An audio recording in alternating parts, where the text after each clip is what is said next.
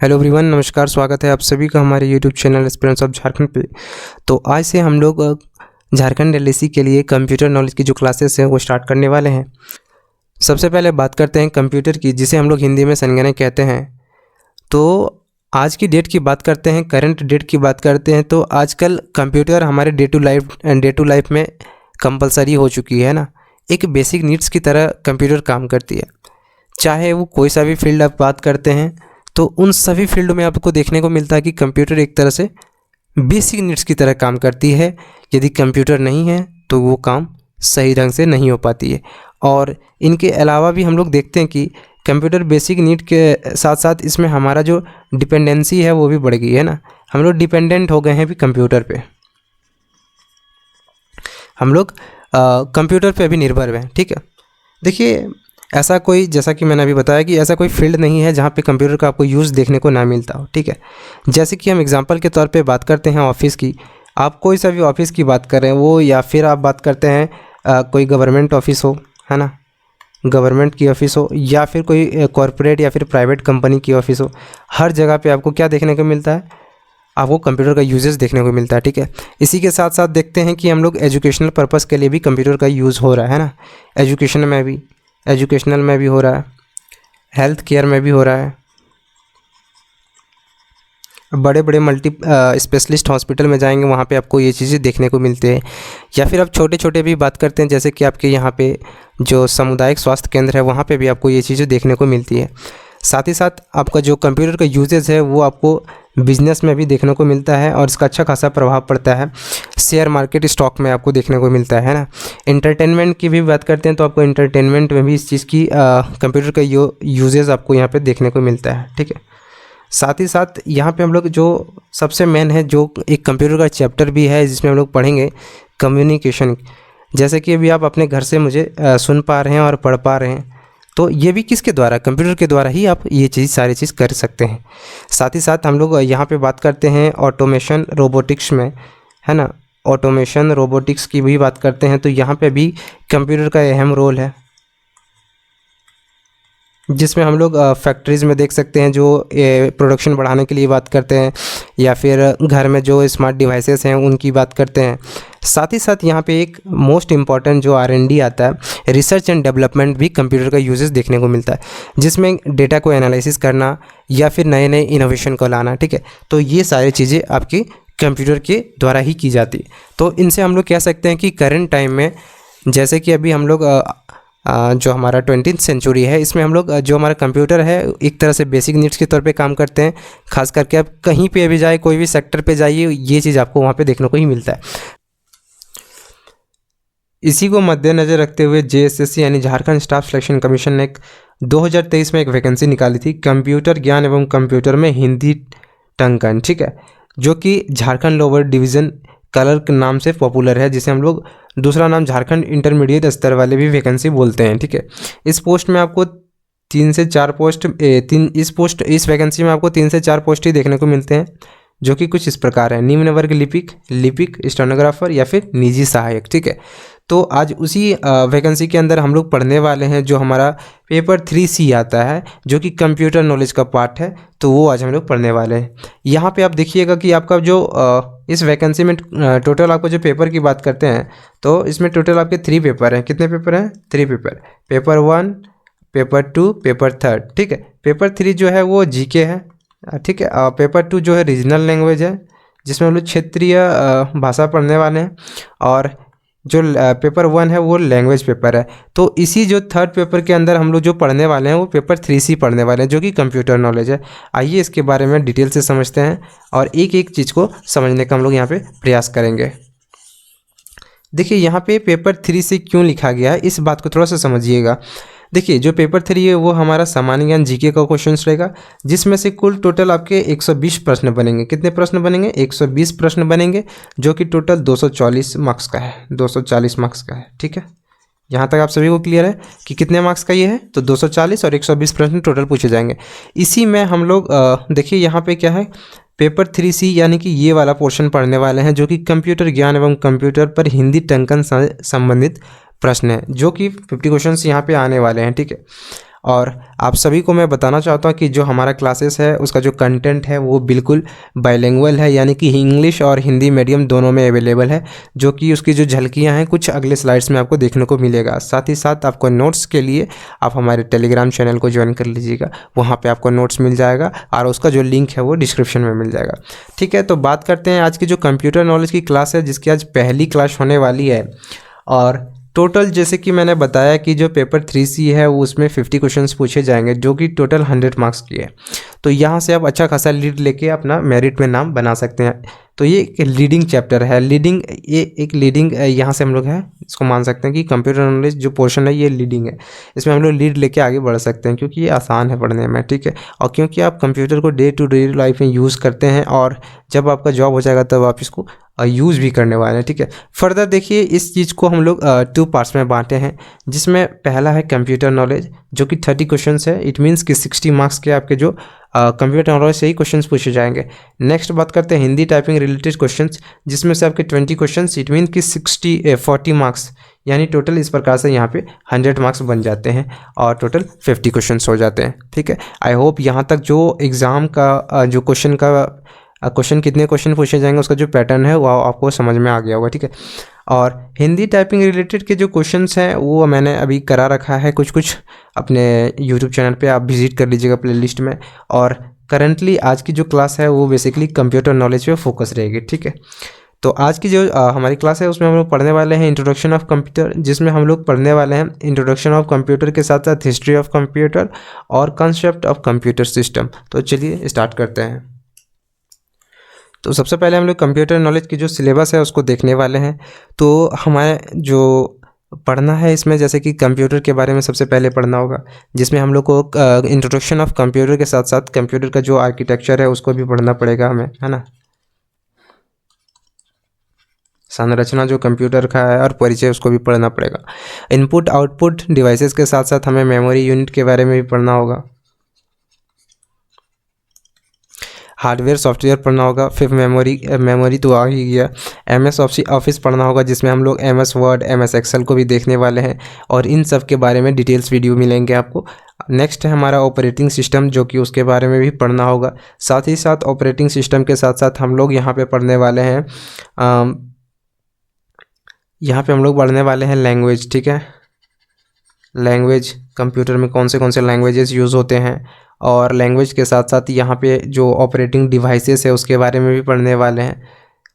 साथ ही साथ यहाँ पे हम लोग पढ़ने वाले हैं इंटरनेट और ईमेल के बारे में पढ़ेंगे, नेटवर्किंग के बारे में पढ़ेंगे, साइबर सिक्योरिटी के बारे में पढ़ेंगे, फुल फॉर्म के बारे में पढ़ने वाले हैं। इनके अलावा भी कई सारे ऐसे चीज़ें जो हम लोग यहाँ पे पढ़ने वाले हैं। ठीक है, खास करके हम लोग जब बात करते हैं कंप्यूटर में जो मैक्सिमम क्वेश्चंस बनते हैं, जैसे कि नंबर सिस्टम से भी कुछ क्वेश्चंस आते हैं, जैसे कि वहाँ पे बाइनरी ऑक्टल ये वाला जब रहता है पोर्शन नंबर सिस्टम से, तो वहाँ से भी क्वेश्चंस बनते हैं। साथ ही साथ लैंग्वेज के साथ साथ प्रोग्रामिंग जो लैंग्वेज है उसके बारे में भी क्वेश्चंस बनते हैं, तो उसको भी हम लोग को यहाँ पे देखना होगा। साथ ही साथ मेरा प्रयास रहेगा कि जितने भी आपके मिसलेनियस टॉपिक हैं जो भी कंप्यूटर से पूछे जाएंगे उनको भी मैं कराने का कोशिश करूँगा। और इनके अलावा भी मिसलेनियस टॉपिक के अलावा भी 2-3 चीज़ें हैं जो बहुत इंपॉर्टेंट बन जाते हैं, खास करके जैसे कि हार्डवेयर सॉफ्टवेयर हो जाता है ना। यहाँ पे हार्डवेयर सॉफ्टवेयर इनके बारे में भी पढ़ेंगे। वैसे तो हार्डवेयर सॉफ्टवेयर तो इजी है, यहाँ पे मिल जाएगा। साथ ही साथ हम लोग यहाँ पे कोशिश करेंगे कि जो फाइल एक्सटेंशन, ठीक है, जिससे क्वेश्चंस बनते हैं खास करके, ठीक है, फाइल एक्सटेंशन के बारे में। और फाइल एक्सटेंशन के साथ साथ हम लोग शॉर्टकट की जो होते हैं कंप्यूटर में उस चीज़ को भी देखने वाले हैं ना। कई सारे चीज़ें हैं, एक मेन चीज़ आता है DBMS डाटाबेस मैनेजमेंट सिस्टम, उनसे भी क्वेश्चंस पूछे जाते हैं। तो मैं कोशिश करूँगा इन सारे चीज़ें के अलावा भी कुछ यदि छूटता है इसमें तो मैं उस चीज़ को इसमें ऐड ऑन कर दूंगा, उसके लिए आप लोग बिल्कुल निश्चित रहिएगा। ठीक है, नेक्स्ट है हमारा वर्ल्ड कंप्यूटर लिटरेसी डे, जिसे हम लोग अभी रिसेंटली पार किए हैं, यानी कि 2 दिसंबर, है ना। तो विश्व कंप्यूटर साक्षरता दिवस की बात करते हैं तो ये हर साल 2 दिसंबर को सेलिब्रेट किया जाता है और जो इसकी शुरुआत है वो वर्ष 2001 से की गई थी और इसकी जो शुरुआत है वो NIIT के द्वारा की गई थी, ठीक है, NIIT द्वारा की गई थी और इसे लॉन्च किया गया था राजेंद्र सिंह पवार और विजय के तडानी के द्वारा, ठीक है। ये चीज़ को आप लोग ध्यान रखिएगा। और सबसे खुशी की बात है कि ये जो प्रोग्राम है और ये जो डे सेलिब्रेट किया जाता है ये हमारे इंडिया से ही इसकी शुरुआत की गई थी, ठीक है। और ठीक है, और मोटा मोटी जो इसका जो मोटो है ना, वो मोटो जो है ना उस क्या है इसमें कि हम लोग कैसे कंप्यूटर नॉलेज को एक्सपेंड करें, हर जगह तक कैसे कंप्यूटर नॉलेज को प्रचार प्रसार करें ताकि इसके बारे में सीखें, ठीक है। बेसिक जो नॉलेज है कंप्यूटर को वो हो जाए, ठीक है। और जैसे कि कंप्यूटर को कैसे यूज़ किया जाता है, हार्डवेयर सॉफ्टवेयर क्या होता है, इसका यूज़ कैसे करते हैं, इंटरनेट का यूज़ कैसे करें, ठीक है, इन सब के बारे में है। मोटा मोटी कहें तो इस दिवस का उद्देश्य लोगों को कंप्यूटर के बारे में जागरूक करना है, ठीक है। आई होप यहाँ तक आपको समझ में आ गया कि वर्ल्ड कंप्यूटर लिटरेसी डे क्या है। और इसी क्वेश्चन भी बनते हैं कि world literacy day, computer literacy day कब सेलिब्रेट किया जाता है, तो इसका आंसर होगा 2 दिसंबर, ठीक है। कंप्यूटर की इंट्रोडक्शन की बात करते हैं तो आप सब अपने चाइल्डहुड से ही पढ़ते हुए आ रहे हो कि कंप्यूटर क्या है। क्या पढ़ते हुए आ रहे हो कि computer is an advance electronic device. ये एक एडवांस इलेक्ट्रॉनिक डिवाइस है, ठीक है।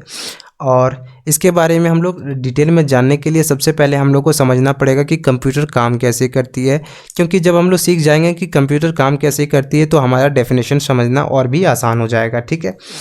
तो इसे समझने के लिए आपको 3 चीज़ के बारे में जानना होगा, जो कि है इनपुट, प्रोसेस, आउटपुट, ठीक है। तो इस फिगर को यहाँ पे इसीलिए लाया गया है ताकि आपका डेफिनेशन अच्छे से क्लियर हो जाए। आप इनपुट में देख सकते हैं यहाँ पे क्या है, यहाँ पे कीबोर्ड और माउस का फिगर बनाया गया है। और प्रोसेस में क्या है, यहाँ पे जो हमारा सिस्टम है उसमें जो डेटा है वो प्रोसेस होगी। अब प्रोसेस होने के बाद ये आउटपुट आता है, ठीक है। देखिए यहाँ पे जो होता है यहाँ से स्टार्ट होता है, ठीक है। इनपुट से कोई भी कंप्यूटर में कोई भी स्टार्ट होने से सबसे पहले स्टार्ट कहाँ से होगा, वो इनपुट से होगा। उसके बाद वो प्रोसेस में जाएगा, प्रोसेसिंग, ठीक है। प्रोसेसिंग में जाने के बाद वो हमारा आउटपुट होगा, जो कि हमारा रिजल्ट होता है, जो हमारा एक मीनिंगफुल इन्फॉर्मेशन देता है, ठीक है। तो इसी चीज़ के बारे में हम लोग जानेंगे, ठीक है। तो चलिए इसका डेफिनेशन पढ़ते हैं। और डेफिनेशन पढ़ने से पहले मैं आप सभी को बताना चाहता हूँ कि कंप्यूटर क्या है, एक इलेक्ट्रॉनिक डिवाइस है जो हमारे दिए गए इंस्ट्रक्शन से ही काम करती है, ठीक है। कंप्यूटर केवल वह काम करता है जो हम उसे करने को कहते हैं, यानी केवल उन कमांड को फॉलो करता है जो पहले से ही कंप्यूटर के अंदर डाले गए होते हैं, ठीक है। हमारे जो कमांड रहता है वो पहले से ही डाला गया रहता है, किसके अंदर, कंप्यूटर के अंदर, यानी कि क्या है, इसे इनबिल्ट है। और दूसरा चीज़ क्या है, कंप्यूटर के पास सोचने या फिर समझने के लिए सोचने या समझने की क्षमता नहीं है, lack of ability to think and understand, ठीक है। सोचने या फिर समझने की क्षमता नहीं होती है।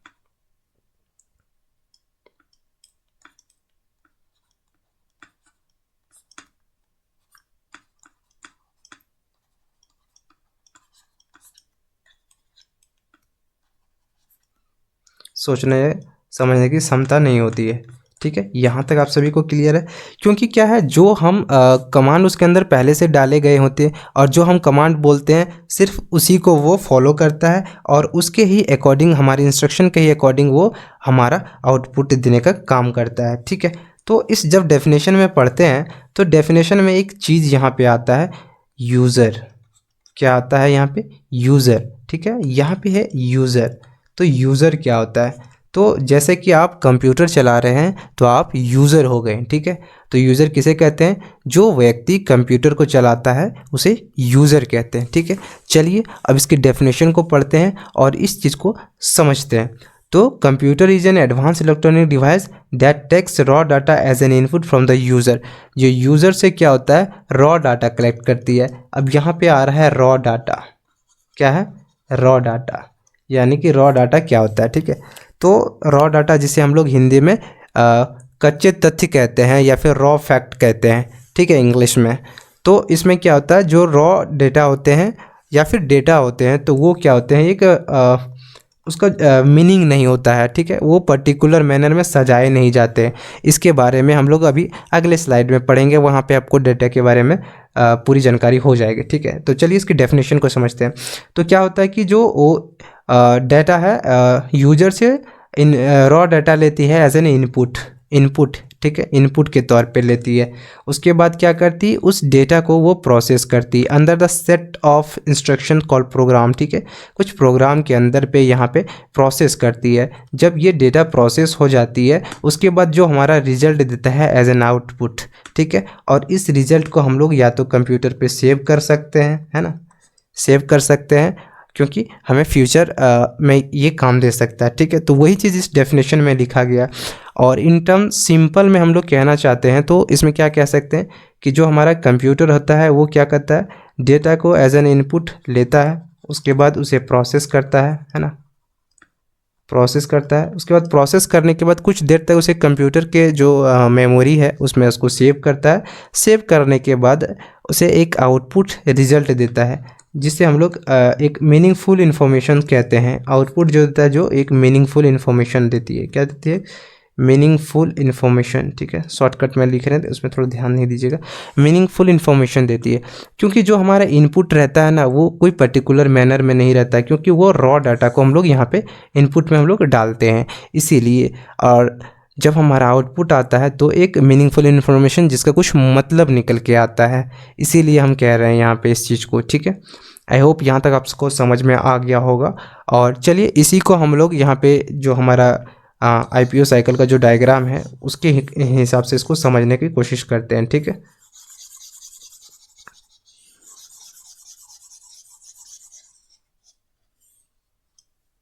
देखिए ये होता है, यहाँ पे क्या होता है, जो हमारा डेटा है एज एन इनपुट उसे हम लोग कलेक्ट करते हैं, यहाँ पे उसको डालते हैं कहाँ पे, यूज़र जो है वो इनपुट के फॉर्म में उसे डालता है।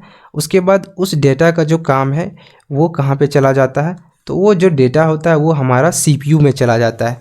यहाँ पे है CPU क्या होता है, वो एक जिसे हम लोग सेंट्रल प्रोसेसिंग यूनिट कहते हैं, जिसे ब्रेन ऑफ कंप्यूटर भी हम लोग कहते हैं, ठीक है। ये बहुत इंपॉर्टेंट है, क्वेश्चंस पूछा जा सकता है कि ब्रेन ऑफ कंप्यूटर क्या है, तो आपका आंसर होना चाहिए CPU, ठीक है। अच्छा, इस चीज़ को बताने से पहले क्या मैं और थोड़ा सा इसको नहीं काफ़ी है, और छोटा क्या करेंगे, ठीक है। देखिए यहाँ पे हम लोग इसको समझते हैं, ठीक है। नहीं, मैं चाहूँगा आप सभी को थोड़ा सा और इसको आसानी से बताऊँ, ठीक है, ताकि आप सभी को और अच्छे से समझ में आए इस चीज़ को। देखिए यहाँ पे मैं एग्जांपल पे दो चीज़ें लूँगा, ठीक है, एग्जांपल ले रहा हूँ यहाँ पे इस चीज़ को और समझाने के लिए, उसके बाद मैं इस फिगर पे जाऊँगा। पहला एग्जांपल हमारा रहेगा पेंटिंग का, जिसे हम लोग ड्राइंग भी कहते हैं। दूसरा हमारा है मेल का, ठीक है, मेल ईमेल जो हमारा होता है वो चीज़ है यहाँ पे, ठीक है। चलिए उदाहरण के तौर पे हम लोग क्या करते हैं, कंप्यूटर पे माउस के द्वारा, क्योंकि इनपुट यूनिट जो होता है वो माउस कीबोर्ड होता है और माइक वगैरह होता है, ये सब हमारा क्या होता है, इनपुट होता है। तो पहला हम लोग लेते हैं माउस, ठीक है। माउस के हेल्प से हम लोग क्या करते हैं, पेंटिंग या फिर ड्राइंग बनाते हैं अपने कंप्यूटर पे, ठीक है। ठीक उसी प्रकार हम लोग कीबोर्ड का यूज़ करते हैं, मेल लिखने के लिए, क्या चीज़ करने के लिए, मेल लिखने के लिए, ठीक है, मेल लिख सकते हैं। और फिर आप कंप्यूटर को इंस्ट्रक्शन देते हैं। उसके बाद हम लोग क्या करते हैं, कंप्यूटर को इंस्ट्रक्शन देते हैं कि जो हम पेंटिंग बनाए हैं या फिर ड्राइंग बनाए हैं उसे आप प्रिंट करो, है ना, उसे आप प्रिंट करो। यहाँ पे एक चीज़ आया आपको ध्यान देना होगा इस चीज़ को, यहाँ पे आया इंस्ट्रक्शन, ठीक है। माउस से हमने पेंटिंग बनाया, पेंटिंग बनाने के बाद एक इंस्ट्रक्शन दिए कि इस चीज़ को आप प्रिंट करो, ठीक है, इस चीज़ को आप प्रिंट करो, ठीक है। या फिर हम लोग कमांड दिए, यहाँ पे एक कमांड दिए, किसको दिए, जो हमारा कंप्यूटर है उसमें हम लोग कमांड दिए कि जो हम मेल लिखे हैं वो हम अपने फ्रेंड्स को भेजेंगे, ठीक है, जो हम मेल्स लिखे हैं वो हम अपने फ्रेंड्स को भेजेंगे, ठीक है, सेंड टू फ्रेंड्स, है ना। तो देख सकते हैं कुछ इस प्रकार से यहाँ पे काम करता है। यहाँ पे इनपुट के तौर पे हम लोग माउस को थ्रू से गए यहाँ पे, ठीक है, उस चीज़ को, उसके बाद यहाँ से हम लोग कुछ ड्राइंग बनाए, ठीक है। और ड्राइंग बनाने के बाद इसको इंस्ट्रक्शन दिए कि इसको प्रिंट करो, ठीक है। तो इस चीज़ को प्रोसेस करेगा, उसके बाद हमें आउटपुट के तौर पे यहाँ पे प्रिंट मिल जाएगा, ठीक है। ठीक इसी प्रकार हम लोग कीबोर्ड के द्वारा यहाँ पे मेल लिखें और कमांड दिए कि कमांड यहाँ पे दिए कि इसे अपने दोस्त को, मेरे दोस्त को, अपने दोस्त को, किसी भी दोस्त को उसको भेजने के लिए। तो ये क्या है, ये हमारा आउटपुट आ गया। ठीक है, आई होप यहाँ तक आपको समझ में आ गया होगा। ठीक है, इसका मतलब क्या हुआ है कि कंप्यूटर कुछ इनपुट लेता है, ठीक है, और उस पर कुछ प्रोसेसिंग करता है, फिर उसे आउटपुट देता है। ठीक है, क्या करता है कंप्यूटर, फिर से मैं रिपीट करता हूँ। मतलब क्या हुआ कि कंप्यूटर क्या करता है, कुछ इनपुट लेता है। ठीक है, कुछ इनपुट लेता है, उसके बाद क्या करता है, उसे प्रोसेसिंग करता है। प्रोसेसिंग करने के बाद कुछ आउटपुट देता है, जिसके बारे में यहाँ पे हम इतना व्याख्यान कर चुके हैं। ठीक है,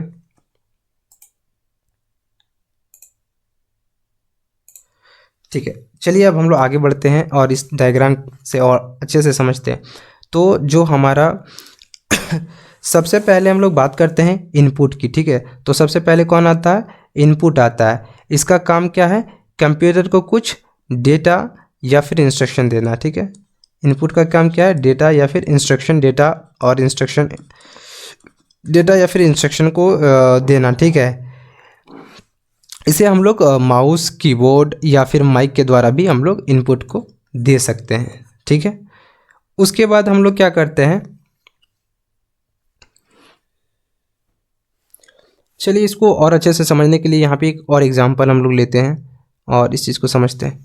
एग्जांपल के तौर पे हम लोग यहाँ पे लेते हैं कि हम लोग एक नंबर लेते हैं। यहाँ पे डेटा में हम लोग यहाँ पे डेटा में क्या लेते हैं, एक नंबर लेते हैं। ठीक है, और इसे हम लोग कैलकुलेट करने के लिए बोलते हैं। ठीक है, इसे कैलकुलेशन करने के लिए बोलते हैं। क्या करने के लिए बोलते हैं, इसे हम लोग कैलकुलेशन करने के लिए बोलते हैं।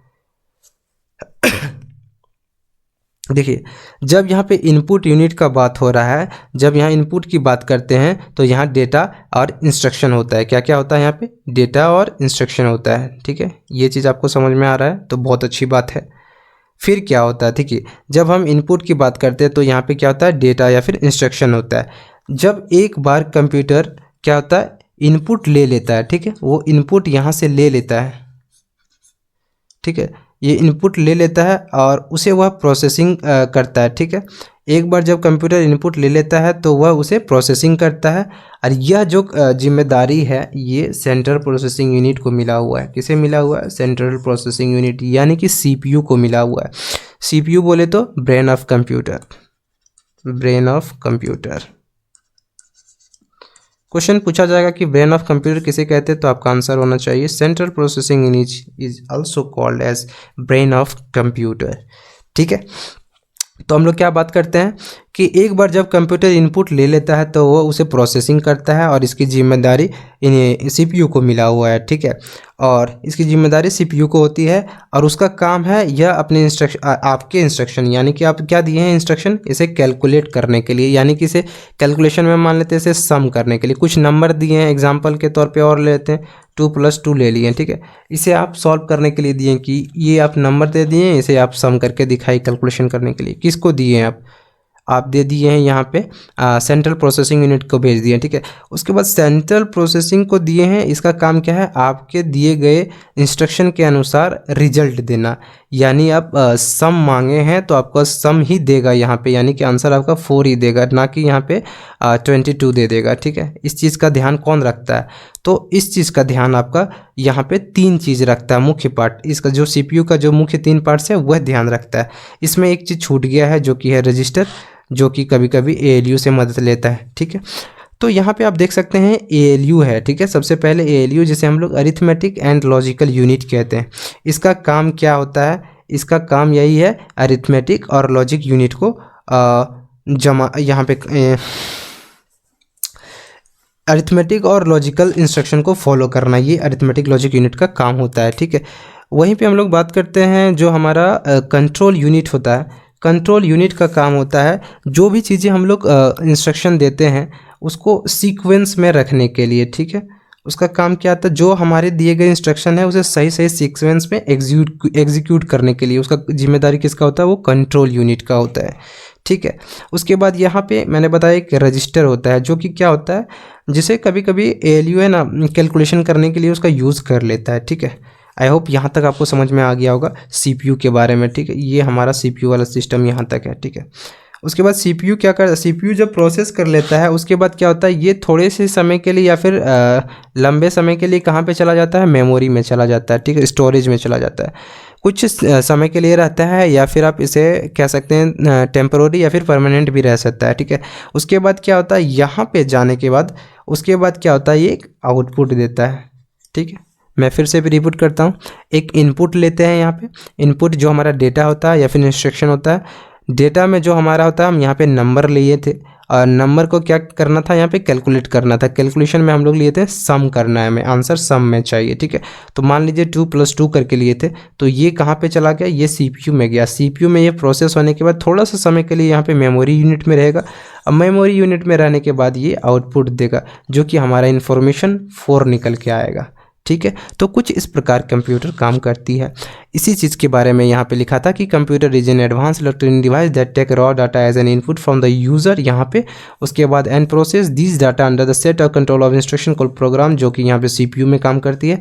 उसके बाद इसे थोड़ा देर के लिए यहाँ पे स्टोर होगी, उसके बाद and gives the result as output and save output for the future use. I hope आपको समझ में आ गया होगा यहाँ तक।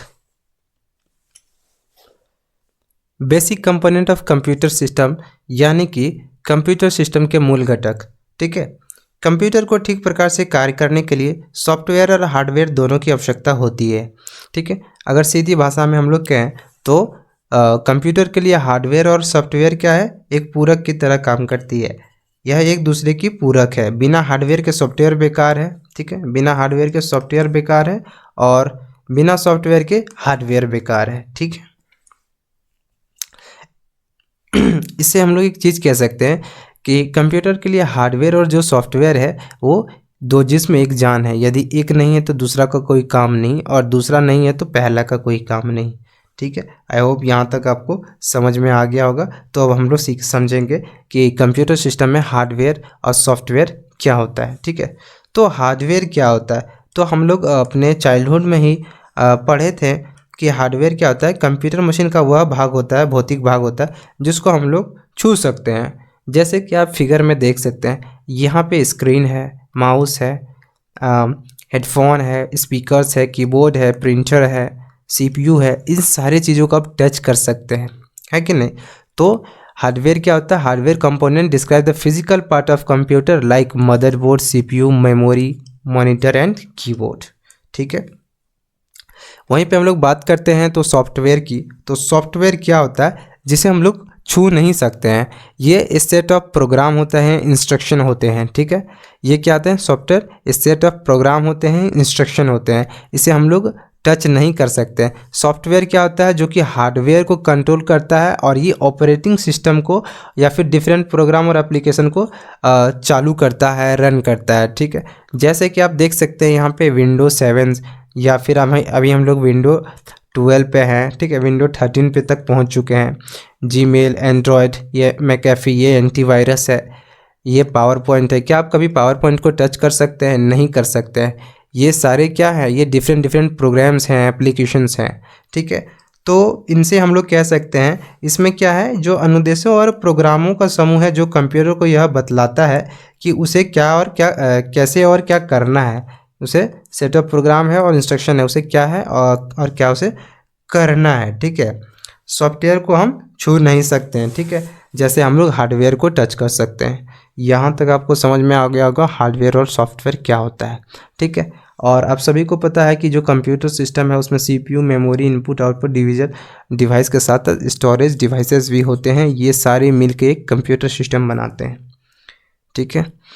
तो यहाँ पे आप देख सकते हैं इन्हीं बातों को हिंदी में भी रखा हुआ है।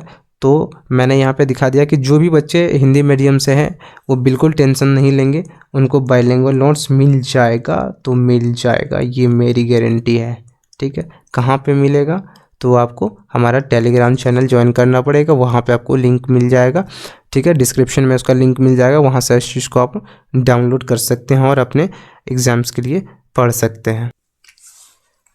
नेक्स्ट आता है डेटा और इन्फॉर्मेशन। जैसे कि मैंने पिछले स्लाइड्स में बताया था कि हम लोग आगे डेटा के बारे में पढ़ेंगे और इन्फॉर्मेशन के बारे में पढ़ेंगे, ठीक है। तो डेटा की बात करते हैं तो डेटा एक लैटिन शब्द है, ठीक है, लैटिन भाषा से उत्पन्न हुआ शब्द है जिसका अर्थ है कुछ भी नहीं, कुछ नहीं, ठीक है।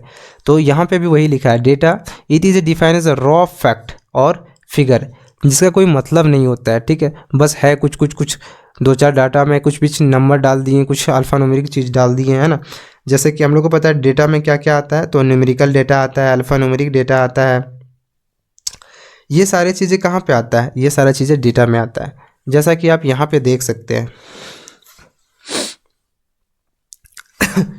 देखिए, data does not have any meaning, जिसका कोई मतलब नहीं होता। जैसे यहाँ पे एग्जाम्पल पे देख सकते हैं 9 विवेक क्लास 12, यहाँ पे सारी चीज़ें आपको समझ में नहीं आ रहा है। ठीक इसी का जब हम डेटा को डालते हैं, जब ये प्रोसेस होता है, जब ये मीनिंगफुल इन्फॉर्मेशन देता है, IPO साइकिल में इस चीज़ को पढ़े थे, ठीक है। जब डेटा हमारा प्रोसेस होता है, जब ये मीनिंगफुल इन्फॉर्मेशन देता है, ये हमारा डेटा है, ठीक है।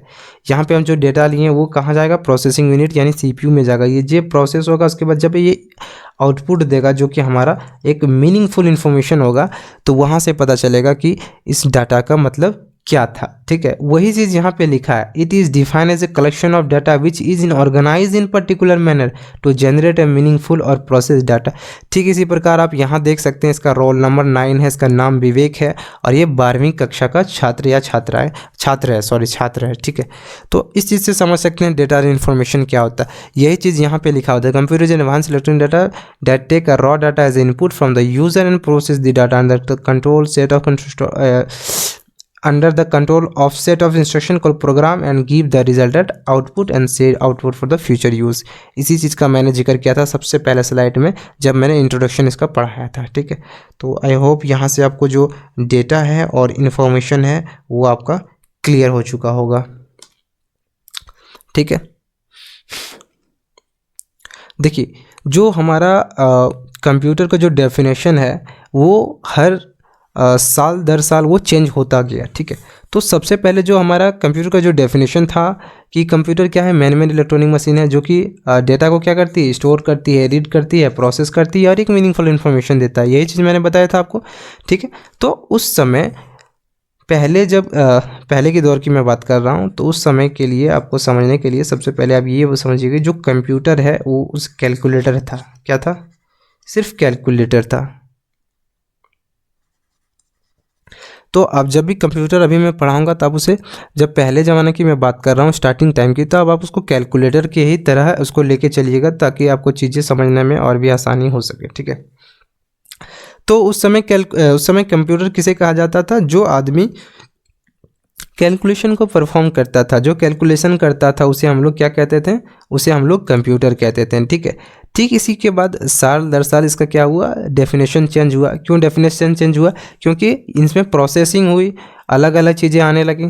तो उसी समय क्या हुआ, a machine that perform a calculation, उसको हम लोग कैलकुलेटर कहते थे, जिसमें हमें मैथमेटिकल और लॉजिकल ऑपरेशंस मिलते थे जो कि हमारे CPU में भी कर रहे हैं, ठीक है। और जैसा कि आप सभी को पता है कि इनपुट, जो हमारा इनपुट डिवाइसेस क्या था, प्रोसेस करती है डेटा को और उसे एक यूज़फुल इन्फॉर्मेशन बनाती है जो कि हमारे आउटपुट डिवाइसेस डिस्प्ले करती है मॉनिटर वगैरह में, ठीक है। और कंप्यूटर की बात करते हैं तो कंप्यूटर की कैरेक्टरिस्टिक, तो आपको बहुत सारी कैरेक्टरिस्टिक पता हो, उनमें से सबसे अच्छा सबसे बेस्ट जो है इसमें देखने को मिलता है कि कंप्यूटर कभी गलती नहीं करता और कंप्यूटर काफ़ी तेज़ होता है, ठीक है। देखिए, कंप्यूटर शब्द की बात करते हैं तो कंप्यूटर शब्द जो है वो लैटिन भाषा से आया है, कंप्यूटरे से आया है, ठीक है, जिसका मतलब होता है कैलकुलेट, टू काउंट या फिर टू सम अप और टू थिंक टुगेदर। इसका मतलब है कि गणना करना, और गणना या फिर गणक कहें, और गणक से ही इसका नाम पड़ गया है संगणक। क्या नाम पड़ गया है कंप्यूटर का? संगणक पड़ा है। तो यही गणना करने से ही कारण इसका हिंदी में जो नाम है वो संगणक पड़ा हुआ है। ठीक इसके विपरीत यहाँ पे एक चीज़ और देखने को मिलता है कि कहीं कहीं जब क्वेश्चंस पूछता है कि जो कंप्यूटर है किस भाषा से उत्पन्न हुआ है या फिर किस भाषा से लिया गया है, तो वहाँ पे आपका ऑप्शन में इंग्लिश से भी आ जाता है, ठीक है। इंग्लिश में क्या आ जाता है कि इस इंग्लिश के किस भाषा से लिया गया है, तब आपका वहाँ पे उत्तर होना चाहिए कंप्यूट से लिया गया है। किससे लिया गया है? कंप्यूट से लिया गया है। जब लैटिन से पूछे तो कंप्यूटर कर दीजिएगा और इंग्लिश वर्ड से पूछे तो कंप्यूट कर दीजिएगा। आई होप यहाँ तक आपको समझ में आ गया होगा।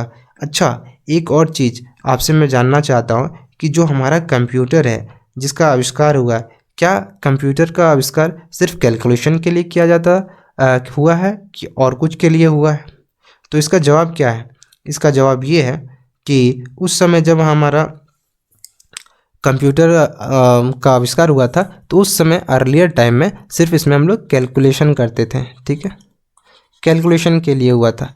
लेकिन फिर इसमें जब चेंजेस हुआ, डेवलपमेंट हुआ और आगे इसमें बनते गया तो इसमें अलग अलग चीज़ें हम लोग को देखने को मिलती गई। जैसे अभी वर्तमान समय की बात करते हैं तो हम लोग अनगिनत काम ऐसे हैं जो कंप्यूटर में कर सकते हैं।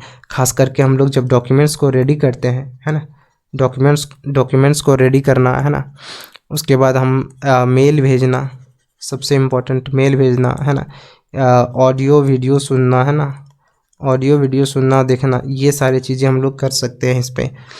और साथ ही साथ में कुछ हमें देखना हो तो वो भी चीज़ हम लोग इसके थ्रू कर सकते हैं, है ना, इंटरनेट की मदद से, है ना। और यहाँ पे हम लोग डेटाबेस की एनालिसिस की भी काम, हम लोग डेटाबेस की भी कई सारे इसमें काम इसमें कर सकते हैं, डेटाबेस प्रिपरेशन भी कर सकते हैं। साथ ही साथ हम लोग यहाँ पे गेम्स वगैरह भी खेल सकते हैं। इसके साथ ही साथ अनगिनत ऐसे काम हैं जो हम लोग कर सकते हैं। खास करके अभी की बात करते हैं तो हम लोग अपने घर बैठे ऑनलाइन मोड में हम लोग स्टडी भी कर सकते हैं, है कि नहीं? तो किसके थ्रू कर सकते हैं? तो ये कंप्यूटर के थ्रू कर सकते हैं। लेकिन अर्लियर टाइम में ऐसा देखा गया था, उस समय सिर्फ इसमें गणना ही किया जाता था, सिर्फ गणना ही किया जाता था, इसके अलावा कुछ नहीं। लेकिन जब आप अलग अलग यहाँ पे देखेंगे इन्वेंटर का जो विज़न था उस चीज़ को देखेंगे तो आपको पता चलेगा कि कैसे इसमें डेवलपमेंट होना स्टार्ट हो गया था, ठीक है। और यहीं पे देखिए इसी चीज़ का यहाँ पे हिंदी में भी दिया गया है, जो भी हिंदी मीडियम से स्टूडेंट हैं।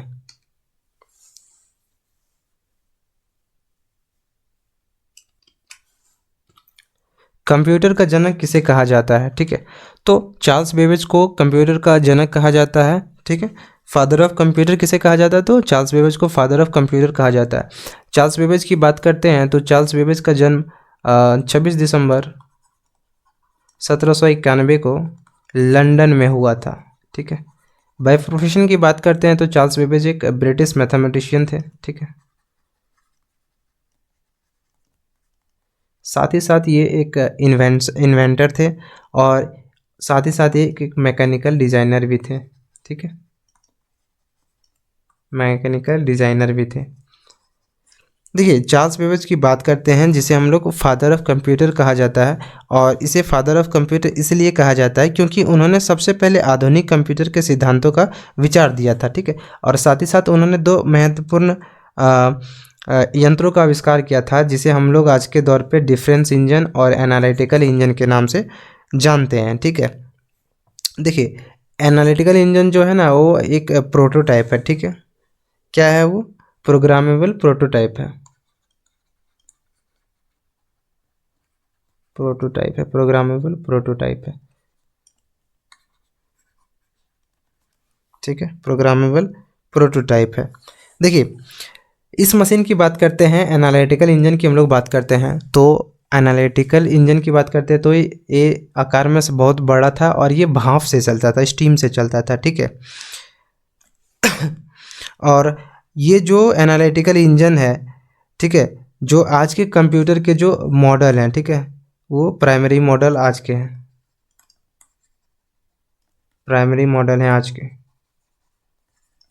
आजकल के जो कंप्यूटर बने जाते हैं इन्हीं के मॉडल पे बेसिस हैं, ठीक है।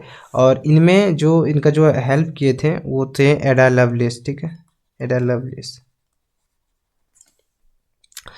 तो मैं फिर बताते चलता हूँ कि फादर ऑफ कंप्यूटर किसे कहा जाता है, तो चार्ल्स बेबेज को फादर ऑफ कंप्यूटर कहा जाता है। इन्होंने दो मशीन का आविष्कार किया था।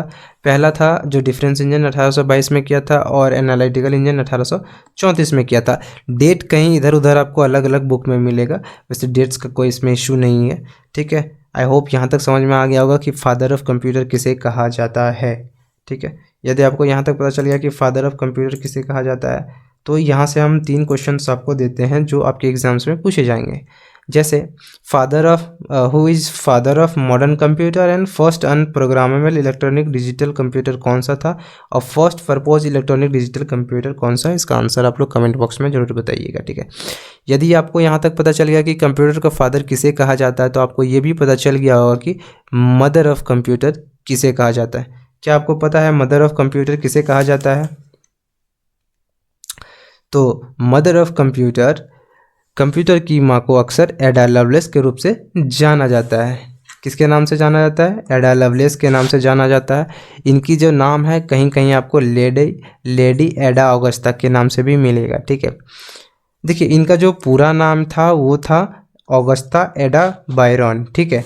और इसकी शादी के बाद इनका जो इन्हें लवलेस काउंटेस का खिताब मिला, जिन्हें यहाँ पे हम लोग ये लवलेस वाला है ना, ये वाला से हम लोग जानते हैं, ठीक है। एडा लवलेस के बारे में हम लोग बात करते हैं तो ये एक इंग्लिश मैथमेटिशियन थी, ठीक है, और साथ ही साथ एक राइटर थी। इंग्लिश मैथमेटिशियन, साथ ही साथ एक राइटर थी तभी तो ही प्रोग्राम लिख पाई थी चार्ल्स बेबेज के लिए एनालिटिकल इंजन पे, है कि नहीं। देखिए एडा loveless was an English mathematician and writer, ठीक है, and she is considered the first computer programmer, ठीक है। इन्हीं को क्या कहा जाता है? इसी को कंसीडर किया जाता है the first programmer, and she was consider the first computer programmer, ठीक है। देखिए इनकी बात करते हैं तो इन्होंने क्या किया था चार्ल्स बेबेज के साथ जो मैकेनिकल कंप्यूटर है, मैकेनिकल कंप्यूटर, जिनका जैसे आपको बताएं कि चार्ल्स बेबेज क्या थे, एक मैकेनिकल डिज़ाइनर भी थे, है ना। तो इन्होंने जो मैकेनिकल कंप्यूटर जो बनाया था, जिसे हम लोग आज एनालिटिकल इंजन के नाम से जानते हैं, तो मैकेनिकल कंप्यूटर में काम किया था इन्होंने, जिसे हम लोग एनालिटिकल इंजन के नाम से जानते हैं।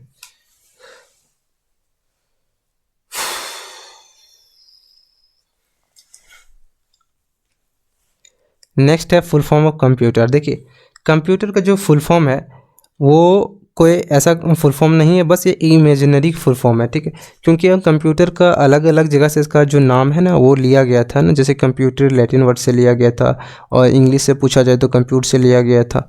तो ऐसा कुछ तो फिक्स नहीं होगा कि इसका कुछ मतलब ही होगा, तो ऐसा बनाया गया है, ठीक है। तो सी से क्या मान लेते हैं? कॉमनली, ओ से ओरिएंटेड, एम से मशीन, पी से पर्टिकुलरली, यू से यूज फॉर, और टी से टेक्निकल एंड, और ई से एजुकेशनल, आर से रिसर्च। हिंदी मीडियम वाले भी यहाँ पे देख लेंगे। तो यहाँ से हम लोग क्या कह सकते हैं कि commonly operated machine particularly use in technical and educational research, वो हमारा हो जाता है कंप्यूटर का फुल फॉर्म टोटल, ठीक है। यहीं पे हिंदी पे इस पर क्या कहेंगे? तो कंप्यूटर एक ऐसी मशीन है जिसका प्रयोग आमतौर पर तकनीकी और शैक्षणिक अनुसंधान के लिए किया जाता है। ये इसका फुल फॉर्म हो गया। नेक्स्ट कुछ पॉइंट्स हैं जो आपको याद रखने हैं। जैसा कि मैंने बताया कि जो फर्स्ट कंप्यूटर प्रोग्रामर है या फिर प्रोग्राम है वो लेडी एडा ऑगस्टा के द्वारा ही किया गया था, जो कि चार्ल्स बेबेज के स्टूडेंट थे, जिन्होंने प्रोग्राम लिखने में उनका मदद किया था। जो पहला स्लाइड हमने स्टार्ट किया था कि कंप्यूटर लिटरेसी डे कब सेलिब्रेट किया जाता है, तो वो प्रत्येक साल 2 दिसंबर को सेलिब्रेट किया जाता है, ठीक है। नेक्स्ट है कि first computer made in India was Siddharth जो है भारत का पहला कंप्यूटर था, ठीक है, जो कि इलेक्ट्रॉनिक्स कॉरपोरेशन ऑफ इंडिया द्वारा बनाया गया था। नेक्स्ट है कि जो पहला भारत में जो पहला है कंप्यूटर है वो कहाँ पे स्थापित किया गया था, तो वो जो मुख्य डाकघर है, बेंगलुरु के मुख्य डाकघर, वहाँ पे इसको इंस्टॉल किया गया था। नेक्स्ट है दुनिया का सबसे पहला जो सुपर कंप्यूटर है वो कौन सा था? वो CDC 6600 था, जो कि 1964 में इसे जारी किया गया था।